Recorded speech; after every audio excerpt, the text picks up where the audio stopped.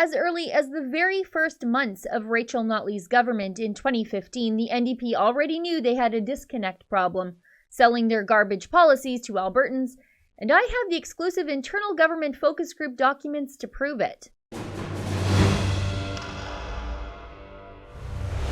I really can't believe I haven't shown you these exclusive Freedom of Information documents yet, because these documents, they're sort of funny and sort of embarrassing for the NDP, and they took me a really, really long time to get. These documents show surprising self-awareness from the NDP that I wasn't quite sure they even had. But before we go and cut them too much slack, let me preface that. The NDP are completely aware of their shortcomings. They just aren't doing anything to deal with those shortcomings because they're too ideological in the face of very real evidence. Now, way back at the beginning of July 2016, we filed a Freedom of Information request with the Alberta government. We wanted the government to provide all of their existing records, documents, emails, invoices, reports, audits, etc. for their research contracts and polling contracts with 5 different pollsters and focus group companies. It took us nearly 2 full years to get those documents. Now, finally, we got a bunch of them back in March of 2018. Again, I apologize. I'm very sorry about the delay reporting these things back to you. They're very interesting.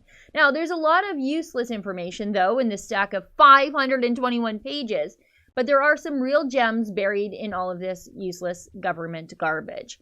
The NDP contracted with a company called Greenberg Quinlan Rossner Canada to conduct focus groups with men and women, and then with a mixed group in both Edmonton and Calgary over 3 days in November of 2015. So the Freedom of Information package dates back to right after the carbon tax is announced in 2015.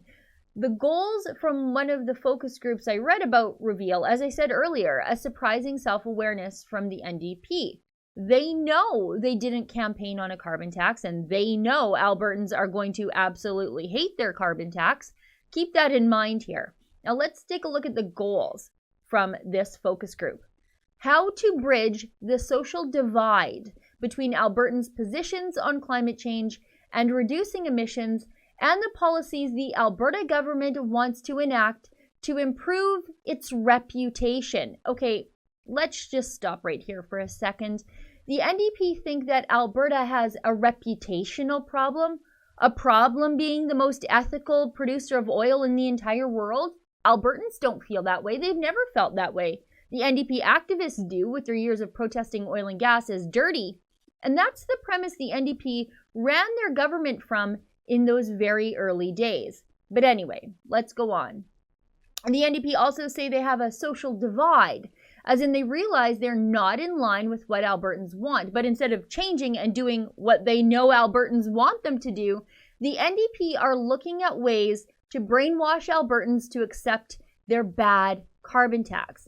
The focus group wanted to understand several things: how Albertans feel about perceptions of their province and its resources on the international stage, what is the best message to frame how to move Albertans towards accepting a proactive position of addressing greenhouse gas emissions, how to move Albertans towards accepting a price on carbon, what messaging against a price on carbon is the strongest, how to move Albertans towards accepting a phase out of coal-fired plants. Okay, so let's take a look at some of the findings from the Greenberg Quinlan Rossner Canada focus groups. These are astounding. First, there was very little awareness of the Alberta government having made any announcement on climate change. No kidding. People just don't care about climate change. They care about jobs. They care about the economy. They care about their families.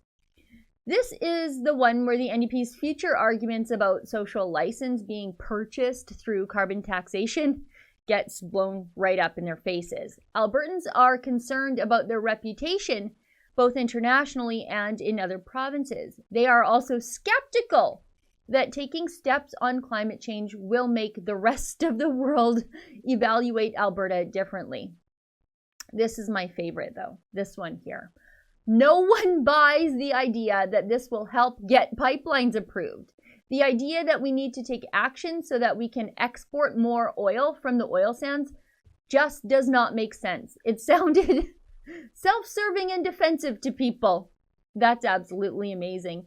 Even before the NDP concocted the idea of a carbon tax satiating the enemies of oil and gas and then convincing the enemies to get out of the way of nation-building pipeline projects, the NDP were told by their urban focus groups that it was a dumb idea and sounded completely desperate. Oh, but wait, there's more. There's always more. From the last paragraph of the focus group findings, there were questions about how exactly paying a carbon tax was going to actually reduce greenhouse gases.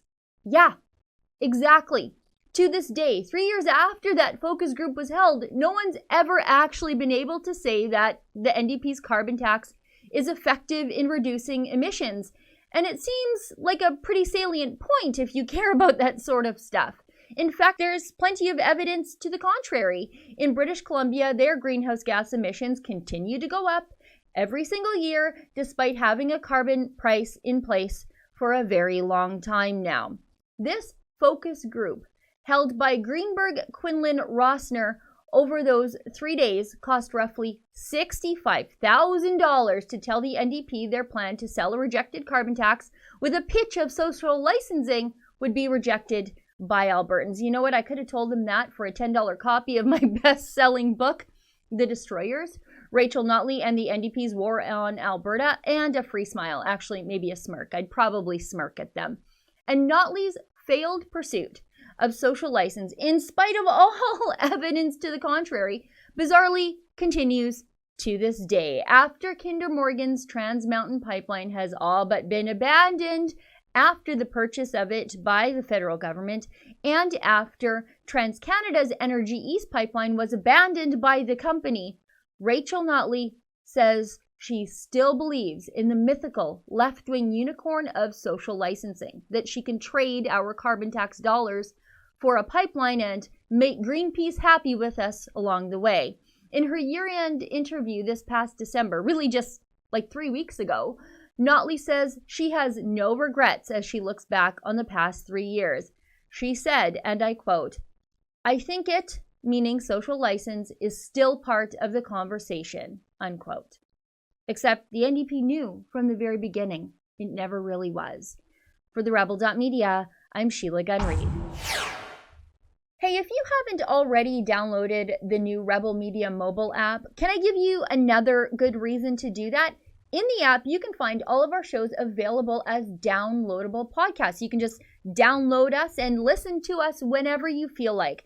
The app is available on the Google Play Store or the Apple App Store. Download it, give it a whirl, and take the other side of the story with you wherever you go.